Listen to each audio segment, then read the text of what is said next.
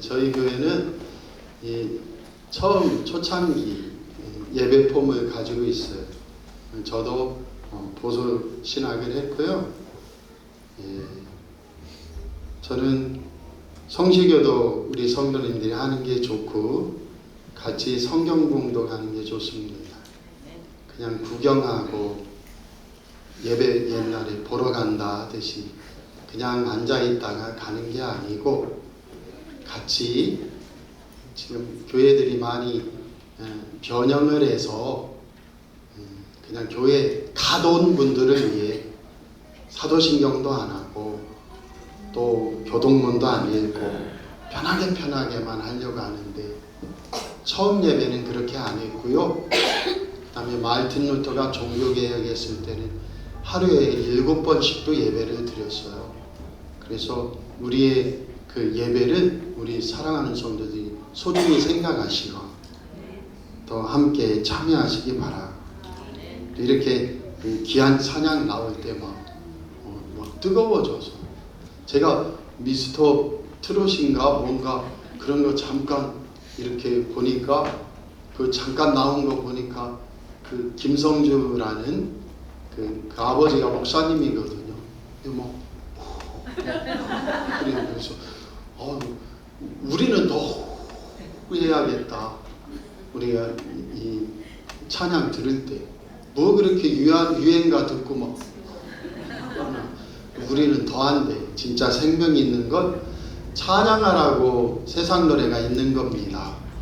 그래서 바꿔서서 그렇지 우리는 이 세상에서 하나님 찬양하는 자로 서고 기도하는 자로 서는 하나님의 백성인 줄 믿습니다. 설교 제목 같이 할게요. 누가 하나님께 칭찬받을 자인가. 한 번 더 합니다. 누가 하나님께 칭찬받을 자인가. 아멘. 결론부터 말하면 하나님을 인정하는 자, 하나님을 하나님 되게 하는 자, 예수님을 하나님이 보내신 하나님의 아들이요 메시아 히브리어예요, 그리스도 헬라어예요, 우리말로 구주예요. 기름 부음을 받은 자라는 뜻인데 하나님이 기름 부음을 주어서 우리를 구원하라고 보내신 분이란 말이에요. 하나님이 기름 부어서 보낸 단 하나의 구주가 예수님입니다. 이단들은 그걸 가로채서 예수님의 구원은 부족하거나 잘못된 것이라고 하며 자기가 제3의 구주다, 제2의 구주다, 제2의 예수님이 못 이룬 구원의 완성자다. 이게 다 이단이고요. 성경은 원래 교회는 예수님이 주인임을 인정하고 그분을 높이고 찬양하는 거라는 거. 그래서 마태복음, 마가복음, 누가복음, 요한복음 다음에 사도행전부터는 어떻게 해요? 사도행전, 로마서, 고린도전후서, 그 다음에 갈라디아서, 에베소서, 빌립보서, 골로새서, 데살로니가 전후서, 디모데전후서 이렇게 쭉 나가면서 예수님이 하신 복음서를 인용하는 게 아니고 의문 아니에요? 저는 굉장히 의문이었어요. 10대 때, 20대 때 복음서 다음에 사도행전 다음에 로마서부터는 교회마다 바울 사도가 편지를 써보낸 편지래요. 그런데 그게 하나님 말씀이래요. 그런데 마태, 마가, 누가, 요한복음의 이야기를 자세히 풀거나 참고서처럼 풀거나 반복하지 않고 예수 그리스도가 내 구원을 주시는 분이요 그분을 믿고 살라는 이야기를 계속해서 하는 거예요. 이게 안 맞는 것 같아요. 세월이 흘러서 깊이 주님께 물어보면서 예수님이 그냥 죽으셨다면 노라나 맹자처럼 아니면 석가모니의 불경처럼 그거 하는 게 중요하겠죠. 그러나 예수님 공생의 기간에 마태, 마가, 누가, 요한복음도 중요하지만 예수님은 죽으신 분이 아니고 죽었다 사흘 만에 부활하신 분이라서 그 부활하신 주님을 내가 누구라고 믿고 어떤 분이라고 받아들이고 그분과 함께 어떻게 살아야 되는지를 말하는 이 서신서들, 로마서, 고린도전서, 갈라디아서부터 나오는 이 말씀들도 하나님의 말씀이구나.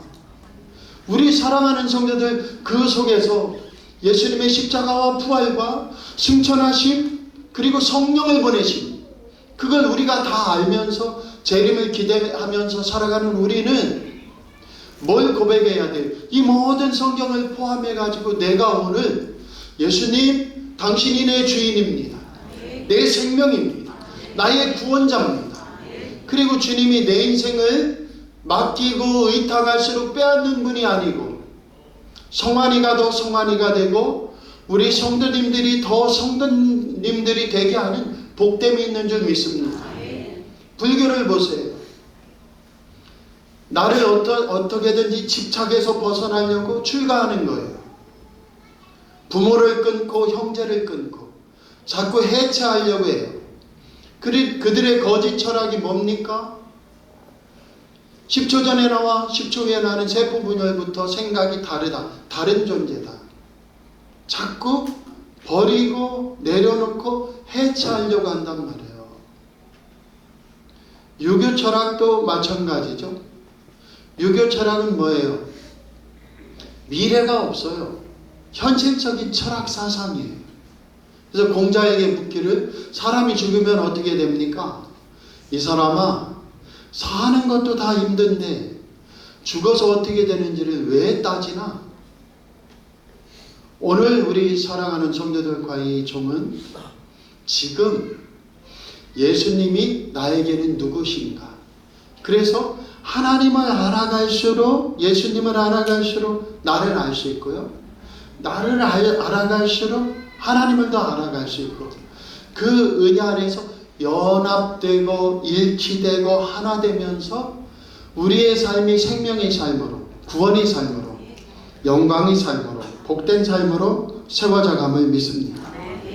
그 속에서 오늘 짧은 시간 권위의 문제에 대해서 말씀하려고 하는 것이에요. 예수님이 예루살렘에 입성하셨어요. 입성하실 때 하필이면 나귀 새끼를 타고 오셔서 스가랴서 9장 9절에 언급된 대로 시온의 왕은 뭐예요? 나귀 새끼를 타고 오신단 말이에요. 근데 하필이면 예수님께서 나귀 새끼를 타고 올라가셨어요. 왜? 구약의 말씀이 성취되고 이제는 십자가에 달리시기 5일 전부터 어떻게 한다고요? 내가 하나님이 보낸 만왕의 왕이요 이스라엘 유대인들의 왕임을 드러내셨어요. 드러내자 당황한 사람들이 있단 말이에요. 성전 대제사장들, 성전 지킴이 레위인들, 그 다음에 성전을 따라 권세를 누리는 사두개인들, 그리고 바리새인들, 성경을 해석하고 성경을 지키는 율법사들, 서기관들, 서기관이라는 성경을 토시 하나 안 틀리고 옮겨 적는 사람들, 이 사람들의 삶의 근원이 흔들리기 시작한 겁니다. 왜요? 왕으로 오시니까 첫 번째 한 일이 성전 정화 사건이에요. 이스라엘은 예수님께서 이사야서 56장 7절에 말씀하신 대로 내 집은 만민이 기도하는 집이라 일컬음을 받으리라 하였거늘, 그래서 유대교로 개종한 이방인들은 본당엔 못 들어오고, 본당 그 다음에 여인들의 뜰이 있어요. 여인들은 못 들어와요. 이 성막에 못 들어와요. 유대인 남자만 들어와요. 여인의 뜰이 있고 왼쪽에 뭐가 있어요? 바로 이방인의 뜰이 있어요. 이 이방인의 뜰에 이방인들이 찾아와 예배를 드리는 게 아니고 제사를 드리라고 짐승을 매매하고, 멀리서 왔으면 성전세를 우리나라 돈, 이스라엘 돈으로 바꿔서 내라고 반세계를, 그 환전상들이 있고 짐승 살려고 해도 환전해야 되고, 그 이득을 수천억에 이르는 그 이득을 대제사장들과 그 다음에 산헤드린 공회라는 유대 종교 지도자들이 착복하고 있었단 말이에요. 그 예수님이 성전을 정화하세요.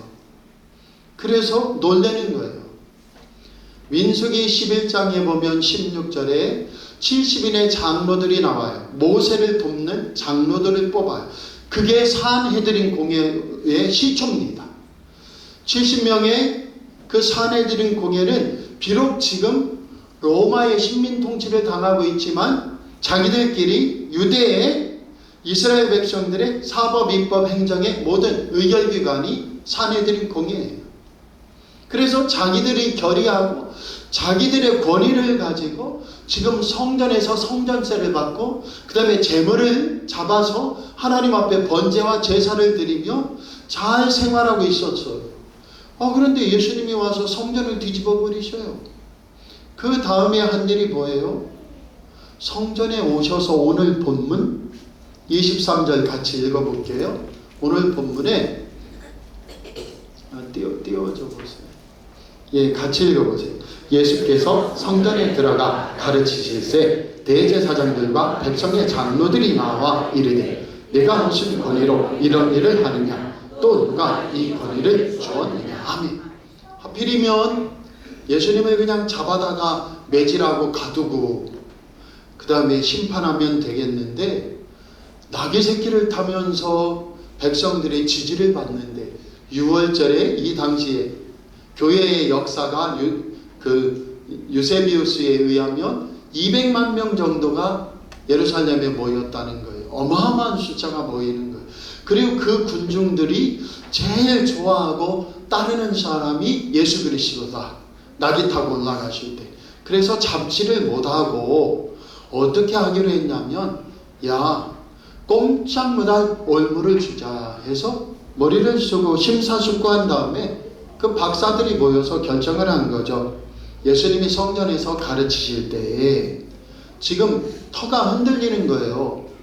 누가 가르쳐야 돼요? 대제사장들이. 누가 주가 돼야 돼요? 대제사장들과 장로들이 주가 돼야 되는데 갑자기 예수님이라는 분이 그동안도 몇 번 왔지만은 안 하던 짓을 한단 말이에요. 나귀 타고 올라가서 백성이 지지를 받더니 성전을 뒤집어 엎어버리고 그 다음에 사라졌나 했더니 성전에 와서 대제사장이나 율법사들이 해야 될 말씀을 가르치고 있는 거예요. 그때 와서 묻는 거예요. 네가 무슨 권위로 이런 일을 하느냐? 누가 이 권위를 주었느냐? 이 말은 두 가지 함정이 있어요. 무슨 함정이 있냐면 첫 번째로 하나님이 보내서 내가 이걸 한다. 하나님이 보내서 성전도 뒤집어 엎고 하나님이 보내서 성전에서 백성들을 가르친다 하면은 뭐라고 할 것 같습니까? 성경에 나와 있는 대로 신성모독이로다. 요한복음 10장에 보면 예수님을 나와 아버지는 하나이니라 했더니 돌로 다시 돌을 들어라는 건 그전에도 돌을 들어 예수님 죽이려고 했다는 거죠. 다시 돌을 들어 예수님을 돌로 쳐 죽이려고 하고는 예수님이 내가 무슨 죄를 지었길래 너희들이 돌로 치려 하느냐 했더니 네가 무슨 죄를 지은 게 아니고 네가 하나님과 하나라고 해서 신성모독을 하기 때문에 우리가 죽이려고 하는 거다. 그 얘기를 하거든요. 똑같아요. 지금 내가 하나님의 아들이라거나 하나님의 아들이라는 건 뭐예요? 가야바 대법정에 예수님이 십자가 지시려고 이제 금요일 새벽에 잡혀가셨을 때 네가 거룩하신 분의 아들이냐? 내가 그러라 했더니 완전히 더 이상 재판할 필요 없다. 저는 십자가에 달려 죽여야 된다. 신성모독이라는 거죠. 근데 오늘도 마찬가지예요. 너 성전 왜 뒤집어 엎고 성전에서 가르쳐? 하나님이 보냈어? 하면은 신성모독죄로 잡으려고 하는 것이고요. 그 다음에 너희들이 너무 타락해서 내 생각이 하는데 하면 성전모독죄. 두 가지예요. 신성모독죄는 하나님이 보내신 자 구세주라 하면 신성모독죄예요. 그 다음에 내 맘대로 하는 걸로 틈만 보이면 성전모독죄로 성전을 뒤집어 엎고 성전에서 감히 권위도 없는 자가 누구 허락을 받고 우리로 치면 신학교도 안 나온 자가 목사가 설교해야 되는데 왜 자기가 설교한다고 해? 해서 잡아들이려고 하는 거죠. 그랬더니 예수님께서 25절에 이건 읽어야 돼요. 25절 그들한테 묻습니다. 내가 묻는 말에 너희들이 먼저 대답해봐라. 역질문을 하셔요. 반문을 하셔요. 그러면서 너희들이 내가 묻는 것에 대답하면 내가 무슨 권위로 이런 일을 하는지 가르쳐 줄게. 25절입니다. 같이 예수님의 질문을 같이 읽어보세요. 요한의 세례가 어디로부터 왔느냐? 하늘로부터냐? 사람으로부터냐? 아멘. 이건 무슨 얘기냐면 세례 요한의 세례가 너희들 하늘로부터 왔냐? 사람으로부터 자기 마음대로 한 거냐? 세례를 요단강에서 세례를 주는데 세례 요한의 배경이 중요해요. 세례 요한의 배경이 뭐죠? 아버지 사가랴가 성전의 제사장이에요. 성전 직무를 하다가 거기에서 수태고지를 받고 요한이라 이름을 지어라 했죠. 기억나시죠? 기억난다고 해야 되는데 세례 요한의 아버지는 제사장 가문이란 말이에요.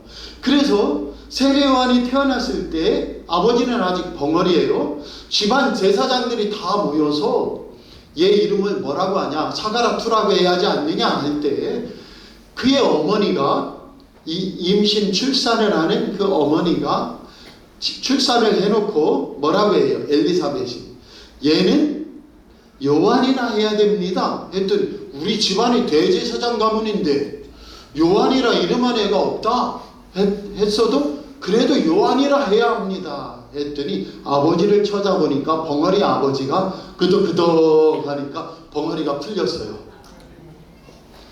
요한의 집안이 뭐라고요?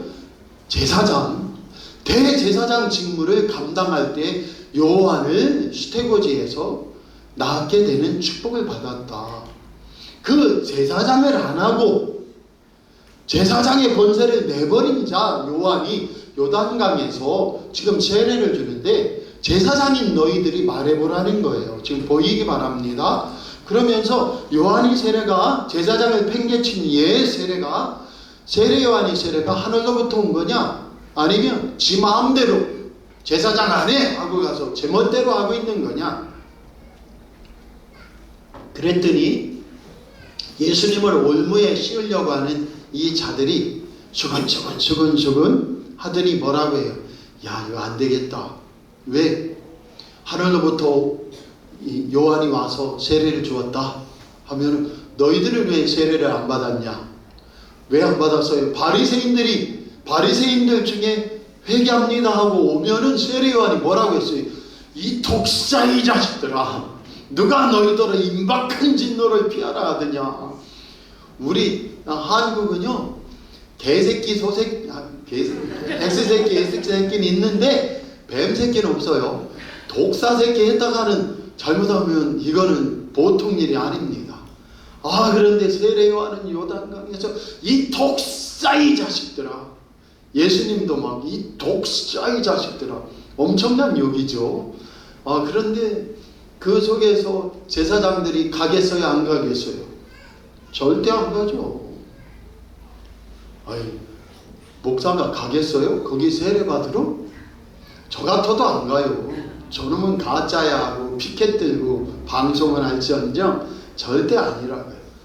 그런데 사람들은 세례 요한이야말로 하나님이 보내서 회개의 세례와 하나님 앞에 깨끗해지는 의의 도를 전하고 있었다고 믿었단 말이에요.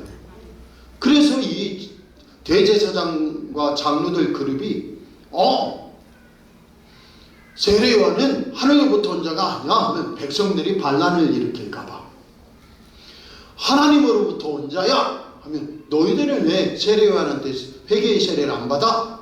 이렇게 할까봐 뭐라고 해요? 비겁하게 26절에요. 25절부터 쭉 읽어볼게요.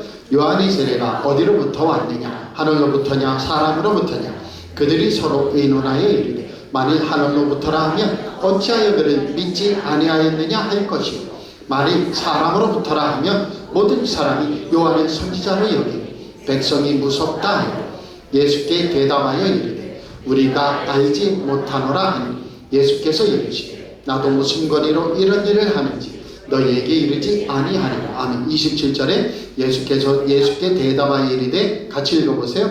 우리가 알지 못하노라. 아멘. 거짓이죠. 거짓 대답인 거예요. 그래서 예수님도 나도 말 안 해줄게. 아유 궁금해라. 아유 궁금해.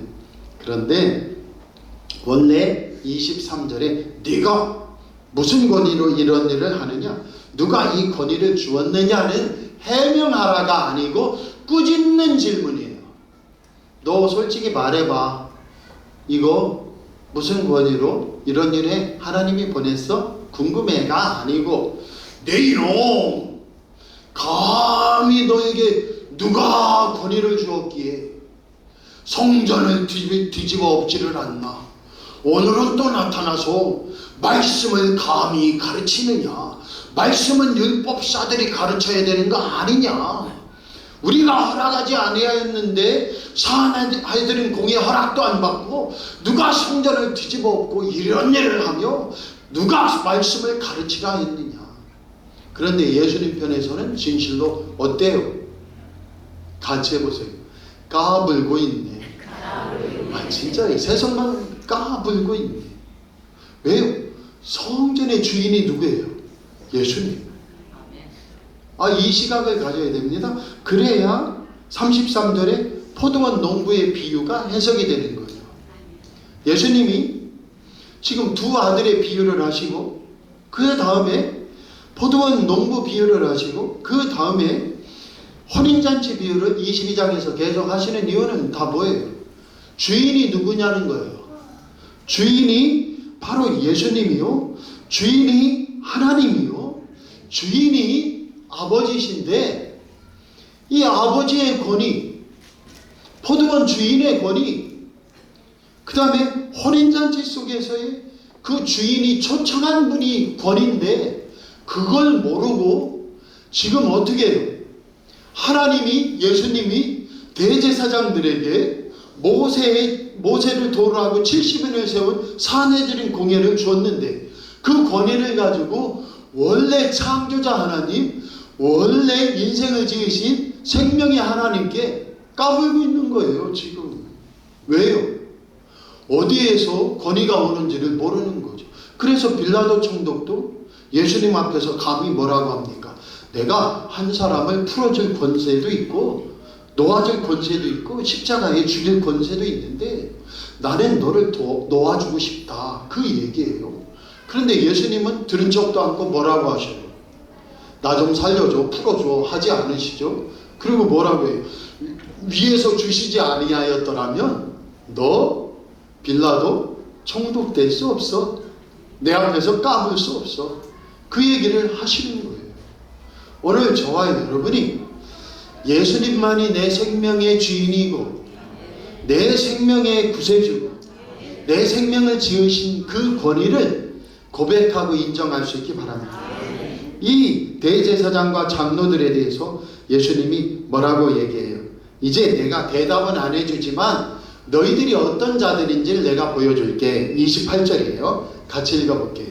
그러나 너희 생각에는 어떠하냐? 어떤 사람에게 두 아들이 있는데 맏아들에게 가서 이르되 예, 오늘 포도원에 가서 일하라 하니 대답하여 이르되 아버지 가겠나이다 하더니 가지 아니하고 둘째 아들에게 가서 또 그와 같이 말하니 대답하여 이르되 실수이다 하였다가 그 후에 뉘우치고 갔으니 그 둘 중에 누가 아버지의 뜻대로 하였느냐? 이르되 둘째 아들이니이다. 아멘. 지금 비유를 말씀하셨는데 한 아버지에게 두 아들이 있다. 첫째 아들에게 야 포도원에 가서 일해라 했더니 예 아버지 가겠습니다 하고 말 안 듣고 일을 안 해요. 불순종하고. 그 다음에 둘째 아들은 야 너도 포도원에 가서 일해라. 싫습니다 하고서 나중에 뉘우쳐서 포도원에 가서 일했다. 누가 아버지의 뜻대로 한 자냐 하니까 둘째 아들입니다 하고 이들이 대답했단 말이에요. 그랬더니 예수님께서 말씀하시는 거예요. 세리들과 창녀들이 바로 둘째 아들이다. 그 둘째 아들은 처음에는 하나님의 뜻을 모르고 세리가 되고 창녀가 되고 정신없이 살았으나 나중에 자기 삶을 들여다보고 예수님을 믿으며 어떻게 했어요? 예수님, 주님을 구주로 믿고 주님 안에 들어갑니다 해서 포도원에 들어간 순종하는 아들이 되었다는 거예요. 그래서 하나님 나라가 세리들과 창기들의 것이 되었다. 근데 예수님이 후반절 같이 읽어보셨어요.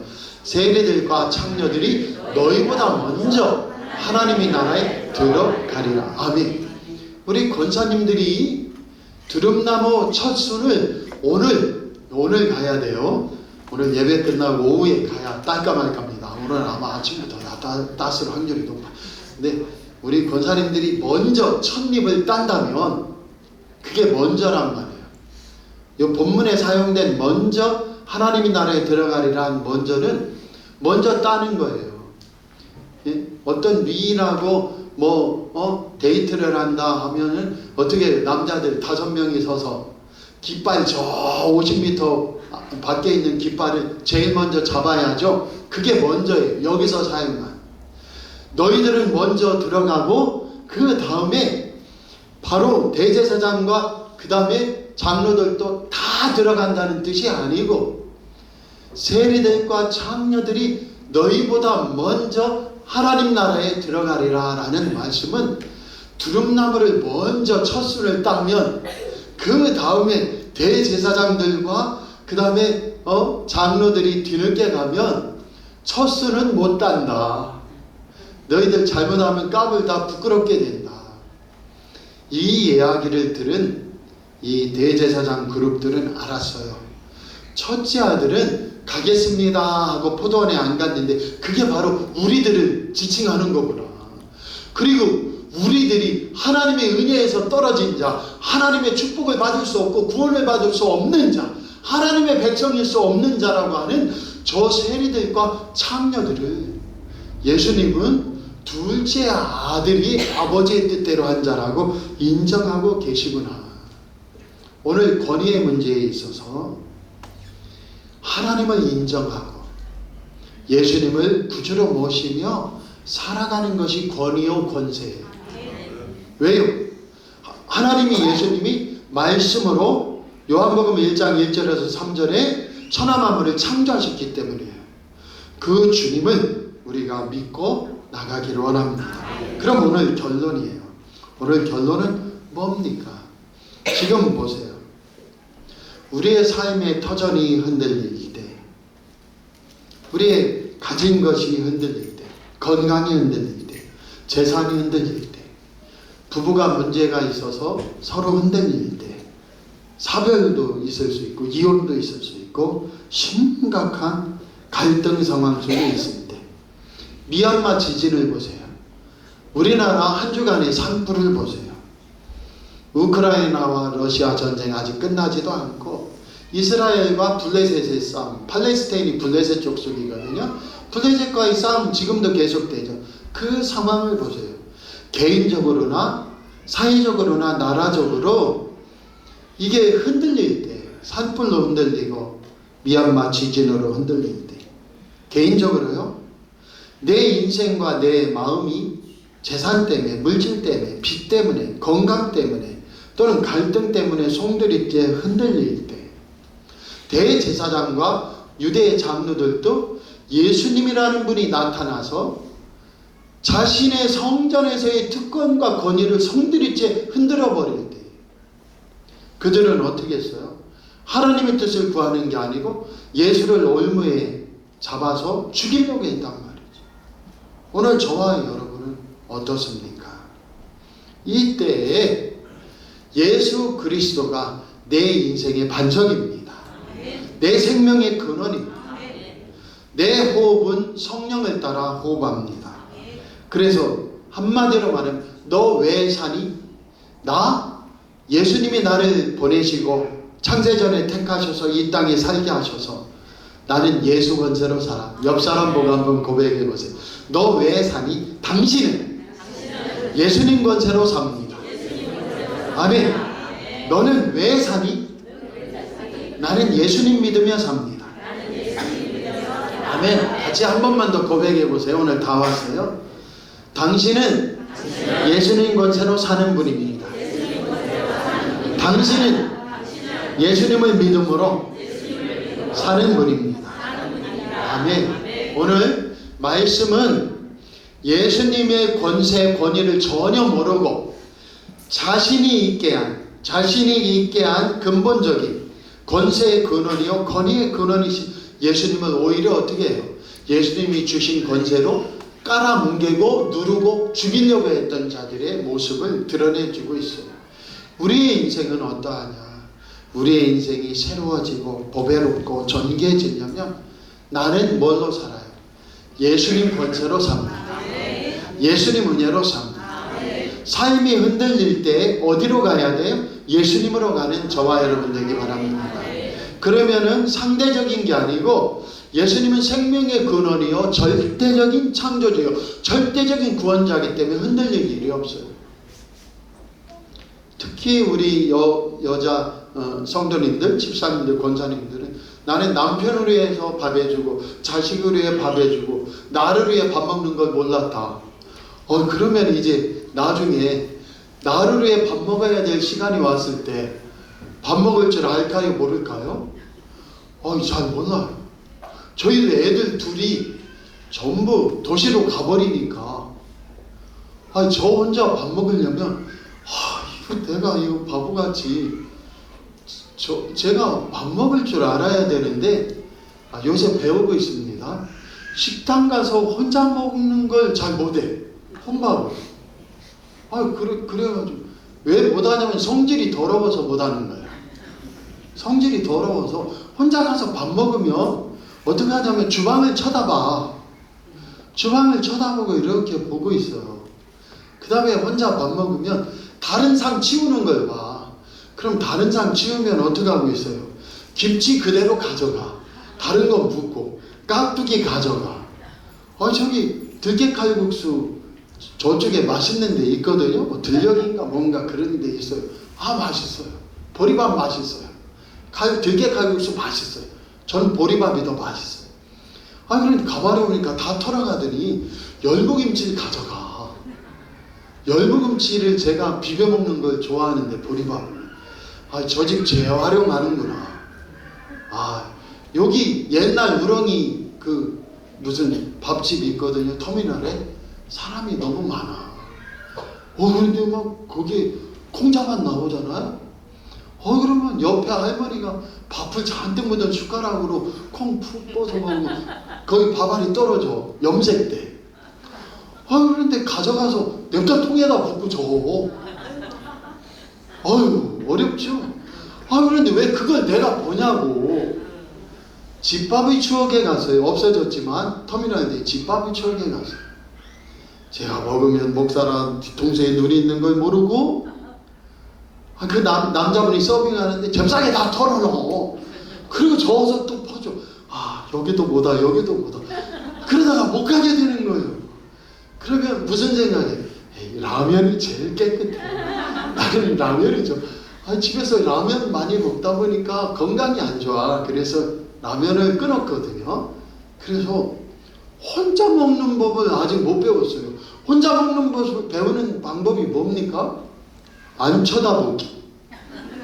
그죠? 그래서 저는 안 쳐다봤는데 우리 박현 집사님이 새벽에 오면 둘이 저기 김사장이라고 암돼지집 밥 먹으러 가거든요. 저는 안 쳐다보고 회장님 열심히 먹었는데 박현 집사님이 뭐라고 하냐면 목사님 다 털고 김치 다 가져가네. 그래서 싹 보니까 진짜 가져가. 여기도 재활용이라고 못 오겠다. 이제 무슨 얘기 하는 거예요? 예수님 은혜로 사는 법을 배우자. 혼자도 먹을 수 있고 같이도 먹을 수 있는 그 법을 배우자. 그래서 내 삶의 터전이 흔들릴 때 남편 때문에 흔들리고 자식 때문에 흔들리고 아내 때문에 흔들리고 돈 때문에 건강 때문에 흔들릴 때 우리가 안 흔들릴 수 있는 길은 만세반석이신 예수 그리스도를 의지하고 예수님을 선포하고 예수님과 함께 나아가는 거예요. 다른 말로 한번 해볼게요. 윤리 설교로 가면 서울대 가는 방법이 뭔지 가르쳐 줄게. 그게 설교예요. 오늘도 예수님 잘 믿는 법 가르쳐 줄게. 첫째, 둘째, 셋째, 넷째, 다섯째, 여섯째, 일곱째. 마치 서울대 가려면 어떻게 하면 서울대 가는 줄 알아? 그게 아니고 이 종이 그렇게 말씀드리는 것은 예수님 손 잡고 예수님 권세를 의지하면 예수님이 서울대를 데리고 가서 그 교정을 걸으신단 말이에요. 그게 십자가예요. 그 십자가 속으로 들어가 예수님과 함께 나아가길 원합니다. 밤낮 예수님께 하나 되려면 무슨 방법을 써야 되는지 알아? 서울대 가려면 어떤 공부법을 써야 되는지 알아? 그거 맨날 들어야 서울대 다 가지 못해요. 그런데 예수님의 권위를 인정하고 예수님이 나의 구주요, 예수님이 내 생명자요, 내 삶을 여시는 분이요, 우리 가정에서의 내 삶을 축복하시는 분이요, 교회와 세상에서의 내 삶을 인도하시는 분이다. 주여 나는 주님의 권위를 인정하고 주님을 따릅니다. 도와주시옵소서. 역사하여 주시옵소서. 예수 부르면 부르다 보니 건강해져요. 부르다 보니 살 길이 열려요. 부르다 보니 채워져요. 그래서 생명이 흐르고 구원이 흐르는 저와 여러분 되길 꼭 축복합니다. 기도하겠습니다. 하나님 아버지, 오늘도 예수님께 칭찬받는 자 누구인가? 예수님의 권위를 대제사장이나 종교 지도자들, 장로들처럼 힐난하고 무시하고 외면하는 자들이 아니고 예수님이 나의 구주요, 하나님의 아들이요, 내 생명길입니다. 내 구원길입니다. 나를 도우시는 분입니다. 그분 손을 붙들고 나아가 세상을 다스리고 이기고 주요하며 하나님 영광이 되는 귀한 백성들 되게 하옵소서. 예수님 이름으로 감사하며 기도하옵나이다. 아멘. 오늘 옥정아 성도님이 오셨는데 일어서시면 우리가 꽃다발로 환영하겠습니다.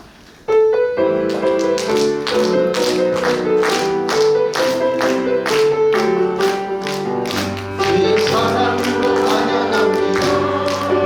주의 사랑으로 환영합니다. 성도 안에서 주의 영광을 보여 주의 사랑으로 환영합니다.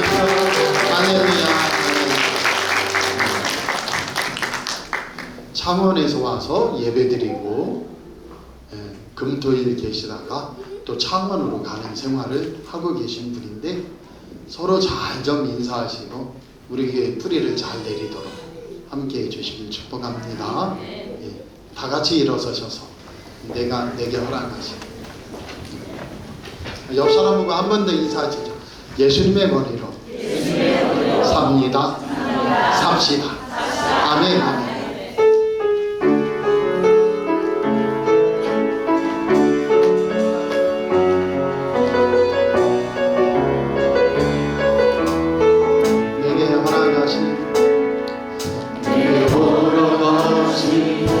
시련을 통해 나의 믿음도 건강히 자라나고 험한 산과 골짜기 지나는 동안 주께로 가까이 나를 이끄시네. 내가 겪는 시험이 어렵고 힘겨워도 내 주님보다 크지 않네. 내 앞에 바다가 갈라지지 않으며 주가 나로 바다에 걷게 하리. 서로 축복하면서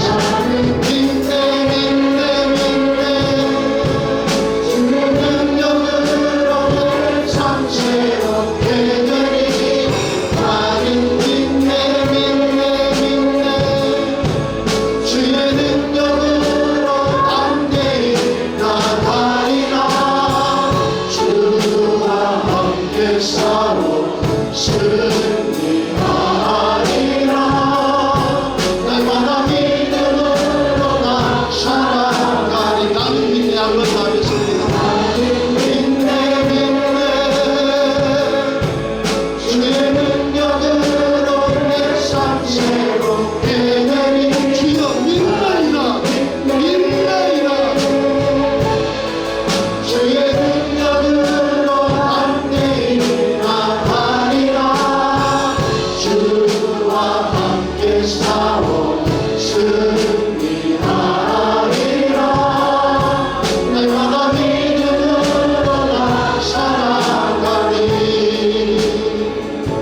예수로 기도하겠습니다.